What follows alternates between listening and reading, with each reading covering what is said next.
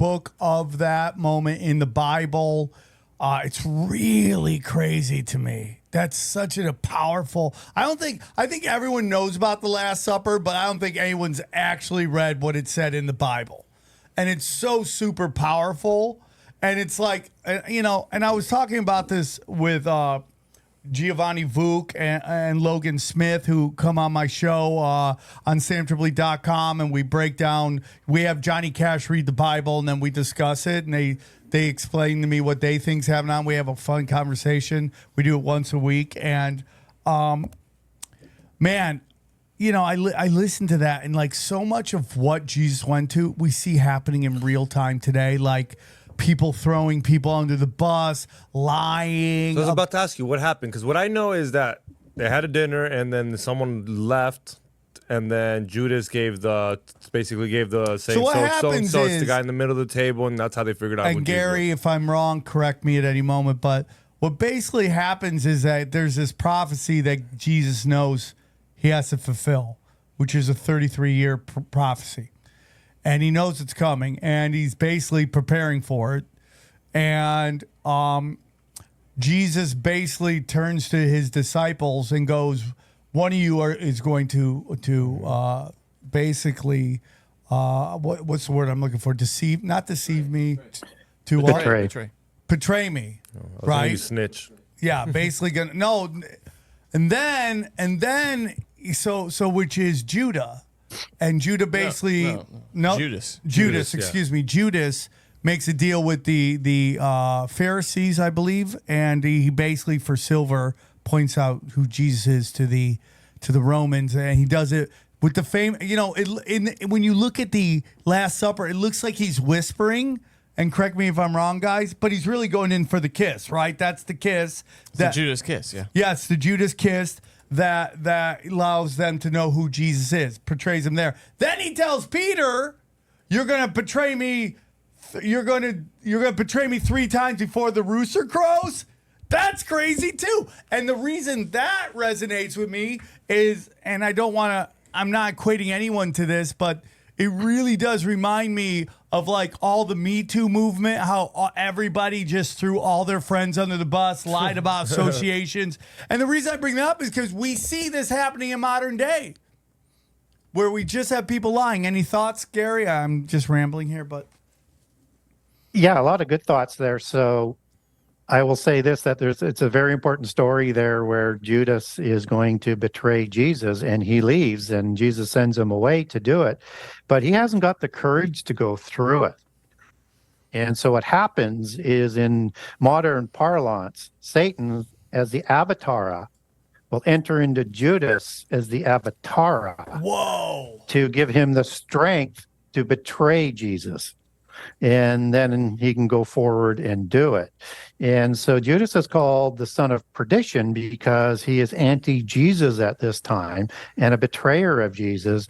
And it's part of the imagery that Antichrist, also called the son of perdition in 2 Thessalonians 2, and he's going to go to perdition, is linked with as well. So expect Antichrist to be an avatara as well as an avatar. And just as he receives the power from the dragon, as Revelation 13 talks about, you could look at that as Satan, or as Azazel, as a seraphim angel, who comes up out of the abyss at the time as the leader of the fallen angels, which we know as Abaddon and Apollyon, but he's the destroyer of the antediluvian world and the scapegoat that was given all of the crimes of the antediluvian world because he provided most of the illicit knowledge, including all of the knowledge of war technology, war strategy, that they had the ability to destroy the world by fire, which is why God intercedes with the flood. So getting back on the story, though,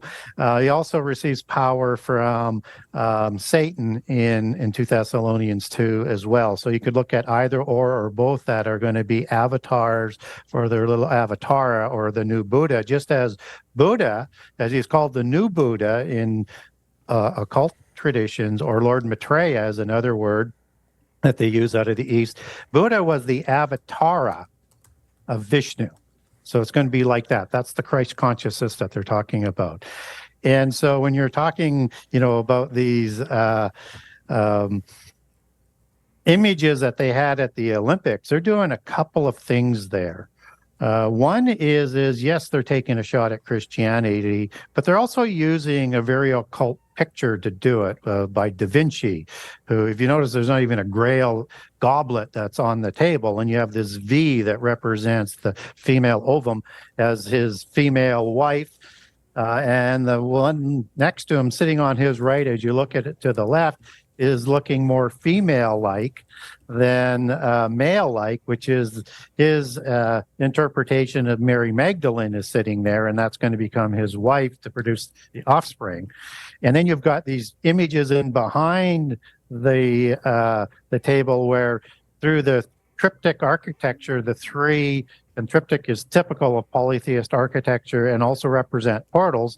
Within those pictures are different scenes. They're coming from three different dimensions is what they're sort of portraying. And there's a whole bunch of other occult imagery on there, but nonetheless, that has become sort of a mainstay sort of icon of Christianity and one of the more important events. And they sort of mocked it, but they did it in a way that is even more subversive than what most people think.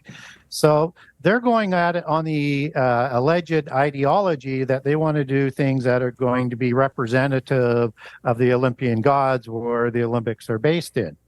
And so you have, gods like Zeus and Poseidon that everybody's familiar with, but you also have Dionysius and Bacchus, which are kind of like the dark hats of the white hats of that ruling council of that time. Typical term that you might hear today, and it's still in play today. And so Bacchus is the one that is sitting at that table, and he has these banquets of their orgies, and they're filled with wine and drunkenness, and he is a godlike Pan. So he is a goat god. He's part of the degraded seraphim after the flood, who covort with human females, and probably are creating some form of demigods after the flood. These are satyrs, as we would understand them biblically. And just as Azazel, who was seraphim and then degraded to goat god status for his crimes, that's what they're also representing. And guess who's coming up out of the abyss? So they have woven a lot of occult there. It's been proven by the bloodlines, by the royals, and royal goes back to kings of God as the offspring of the gods. Al is a transliteration of El, Al transliteration of El, which means a god or an angel in Hebrew.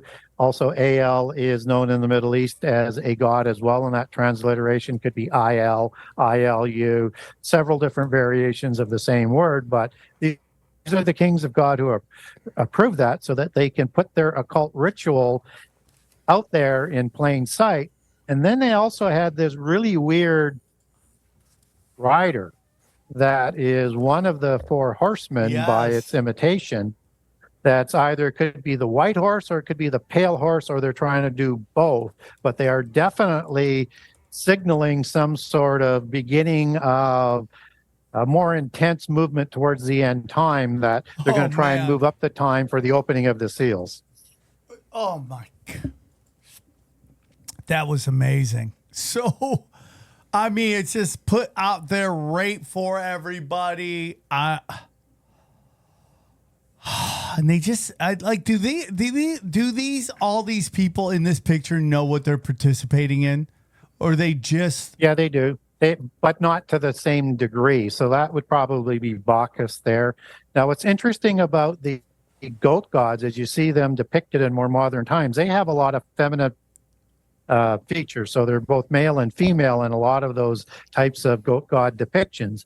That's why you have the drag queens, to sort of imply of this androgynous type of being, that they're going to have the spark of the divine, the genes of the celestial mafia godfathers, as in the Albigens or the Juliagens or the Cretazens, and on and on and on, all these different genses of the bloodlines, that they're going to evolve into these androgynous type of beings like the gods are. Damn. And I hate the term the goat. It goes back to like this. Like, why are you called Yes. the goat? Why do we call them the goat? Why are they so good at it? Yeah. But man, this seems very clear to me what is happening right Give now. you a little. Yep. And just to give a little bit more clarification on these goat gods, when I said satir, the Hebrew word for watcher, which shows up in Daniel 4 times, is Air. It also means a city, because cities were watch cities. So there's derivatives of that word, but the word is Air for watcher, as it translates out 4 times in the book of Daniel, chapter 4, of these watchers that come from heaven. Watchers are 4 groups of angels: archangels, seraphim, the serpent-faced ones that did most of the procreating to create most of the reptilian bloodline that you're talking about, the cherubs or cherubim, and the ophanim, which are the similar to cherubs, but they're in the wheels, as in Ezekiel 1, 3, and 10. They actually have a face of a cherub, so there's something distinct of these beings. And that word ophan is Hebrew for wheel, and I am is the male plural, and also identified with the majestic royal bloodline of the gods that passed on to their offspring. So I classify giants more as Nephilim as opposed to ites. So if I'm talking about the Avim, I'm not going to say Avite. If I'm talking about the Gerzim, I'm not going to say Gerzite. I'm going to use that I am. And I show how you get there through the etymology of I am in the different languages and the different meanings and the applications of it. So getting back to watcher, ear, it is a satir is in Hebrew ear, a compound word. And the SA comes from a series of words that basically mean hairy and goat. And so satir is a hairy goat watcher. So these are degraded fallen angels, degraded watchers, likely seraphim, just as Azazel is depicted as a goat. All of this is known in the occult. Most people in the world don't know this. Most Christians don't know that. But that's how they get away with doing things in plain sight.